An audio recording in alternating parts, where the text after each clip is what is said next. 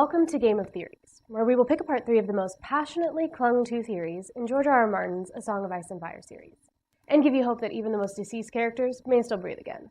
Since the HBO adaptation is mostly caught up with the books, both exclusive show watchers and book fans can enjoy our theories.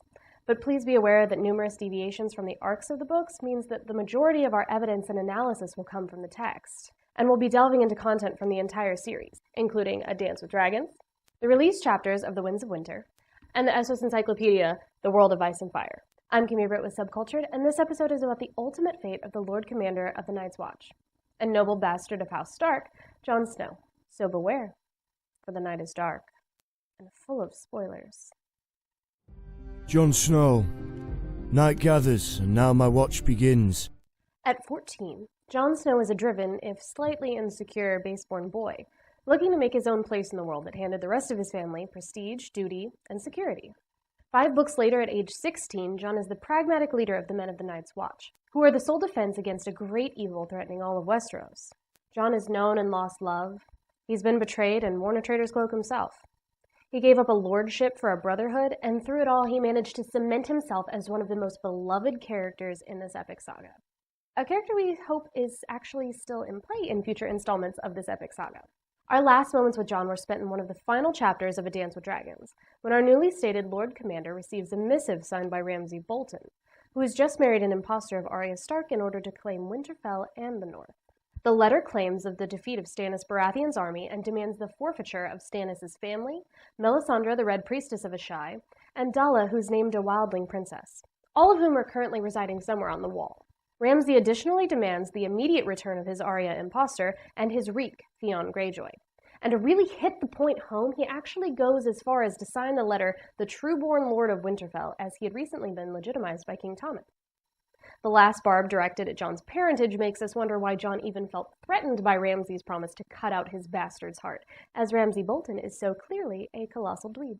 Jon does, however, take this missive seriously enough to respond by forswearing his oath to the Night's Watch, and declaring to his men that he will ride south to Winterfell and liberate his father's castle. This was Jon's final rash decision, one preceded by many in both the books and the show, that tore down the traditions the Night's Watch had upheld for centuries. Whether they were pragmatic and necessary choices is up for debate, though we tend to think they were. In both instances, Jon's leadership proved too progressive, and his men, including loyal friend Bowen Marsh with tears streaming from his eyes, stabbed him many times in the dark. Jon's last known thoughts were of the cold. Theory 1. Jon died at the end of A Dance with Dragons. He never felt the fourth knife, only the cold.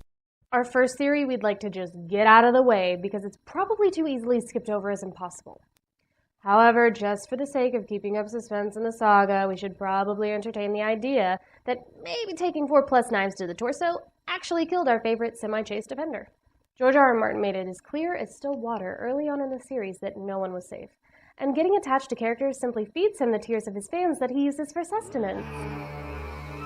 Ever since Tywin got his back on the shitter in A Storm of Swords, we haven't really had any major character deaths, which is something that is so very iconic to A Song of Ice and Fire. Granted, Kevan Lannister's death came as a surprise, but it wasn't quite on the same level as those in earlier books. So maybe Jon dies, and stays dead, to remind us all that despite his Santa Clausian aesthetic, George R. R. Martin is a cold-blooded murderer. The 2 additional theories we have to present both count on a Jon Snow that is very much alive in some capacity or another, which is probably how the cliffhanger at the end of A Dance with Dragons will be resolved. We'd like to tentatively say this is a debunked theory, because while it would certainly be shocking, it doesn't really fit the narrative. But can we throw the theory out for certain? Nope! Hell, for all we know, His High Holiness trolls the forums just to make sure that no one gets too close. Theory 2. Jon Snow is Azor Ahai. The big theory and everyone's first guess is that Jon is Azor Ahai Reborn, unless you're Melisandre, who's really hedging everything on Sourpuss Stannis, because she likes the way his sword dangles.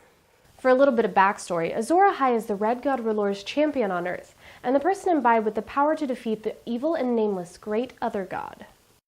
There are numerous followers of the Lord of Light, with the most notable being Thoros of Myr and monster badge herself, Melisandre. There are several possible characters that may be this legendary hero come again, but Jon as Azor is a pretty sound theory, given that Martin wrote in some fairly heavy-handed hints in support, including Jon sacrifices his love, Ygritte, in order to continue his fight against the evil beyond the wall, which is a parallel to what Azor did in the service of her lord by killing his wife Nissa, though we do concede that Jon didn't get any kind of badass flaming sword out of it.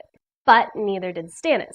The legendary flaming sword Lightbringer was both forged and wielded by Azor Ahai. As it was brought forth when he tempered it by stabbing his wife in the heart, the sword is an essential part of the myth and makes it obvious that Stanny B's sword is bullshit. Stanny B's may glow with light, but it is hardly on fire and conducts no heat, as Maester Aemon observes. Jon sees himself battling the others in a dream with a flaming sword that we again admit he doesn't have. Though it's kind of hard to base any theory on dreams, because there's not a lot of evidence to trust that every character's dreams are actually prophetic, and to trust them all would be super conflicting. Melisandre asks the flames to show her Azor Ahai repeatedly and sees only Jon, though to be fair, she isn't the best at interpretation. You knew we'd have to mention it at some point. If the widely accepted and believed parentage theory of R+L=J, that the union of Rhaegar Targaryen and Lyanna Stark produced Jon, it would mean that Jon has the blood of the dragon on his father's side, and would be both a true-born Targaryen and Stark. What does that matter to Azor Ahai? It's specifically the dragon's blood that was predicted to produce the prince that was promised, a similar prophecy foretold generations ago by a woods witch that was brought to the court of King Jaehaerys II. Your grandsire commanded it. Our woods witcher told him that the prince that was promised would be born of their line. We'll be revisiting this woods witch in a future segment because that old gal pops up in just about everything, and if we were to discuss the extent of her influence now, it would not only blow your minds, but also completely distract from poor beleaguered Jon. Finally, having these events unfold rides on someone revealing Jon's parentage to him, and all our golden dragons are in on Howland Reed, who was present at the Tower of Joy where Lyanna died. Now that we're caught up to speed on Azor Asshat, if Jon is indeed Azor Ahai Reborn, the remaining books in the series will be seriously affected and driven by Jon's actions. But for that to happen, Jon needs to have survived the brutal mutiny at the hands of the sworn brothers of the Night's Watch. Did he? Yeah, probably. And most likely by warging into his direwolf ghost. Why are we so sure of that? Well, sometimes you have to remember that these are books, and literally every word is hand-selected by Martin to appear on the page. So when Martin prologues a book that ends with the supposed death of a major character who also happens to be a known warg, and then jumps to the epilogue with a short story of another warg's ability to live a second life in a new host's body, we don't know how to make it any more explicit. So by some means or another, Jon will regain human form and laugh about that whole time he died once, as a silly incident in his past. Theory 3. Daenerys is Azor Ahai and is fated to battle Jon, who will become the next Night's King. Prophecies are annoyingly fickle things. Let us remind you that A Clash of Kings prominently featured a bloody red comet in the sky, which every character and their favorite courtesan claimed foretold all the things, from the ascension of a new dynasty to the winner of the next Westerosi Super Bowl. With apologies to all of the amateur prophets of Westeros, let's examine the most recognizable prophecy, and the information we haven't already covered about Azor Ahai. He is the prince that was promised. His is the song of ice and fire. Before breaking down the prince that was promised, as it is so similar to Azor Ahai, we need to first debunk the strictness of the gender pronouns used when discussing dragons. Assuming this prince will be born into Valyrian blood, as the Woods Witch stated, and further assuming that Jon's father is indeed Rhaegar Targaryen, Maester Aemon mentions the gender of dragons to be as changeable as the flame.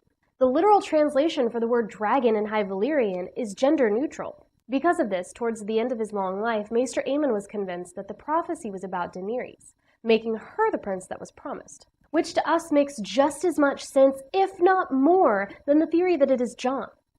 Further, if the prince that was promised and the reincarnated Azor Ahai are the same as Melisandre believes, there are several points of myth and prophecy that fit Daenerys more than Jon. She was born amidst salt and smoke during a storm at the ancestral Targaryen hold at Dragonstone. She sacrificed her love to bring forth not one flaming sword, but 3 fiery dragons to wield and ride against the others. Also, and this doesn't matter to us, Jon, but Daenerys is a true-born Targaryen and can actually, hold a royal title. Meanwhile, Jon's still got no damn flaming sword, and if he's not dead, that paired with his legitimately icy last name points him towards the ice part of the epic song rather than the fire. We didn't pay much attention to the tale of the Night's King when we first heard, but now that HBO jumped the gun last season and revealed not only a Night's King character, but an other-making ceremony that transforms young children, we can't help but pay it a little more attention.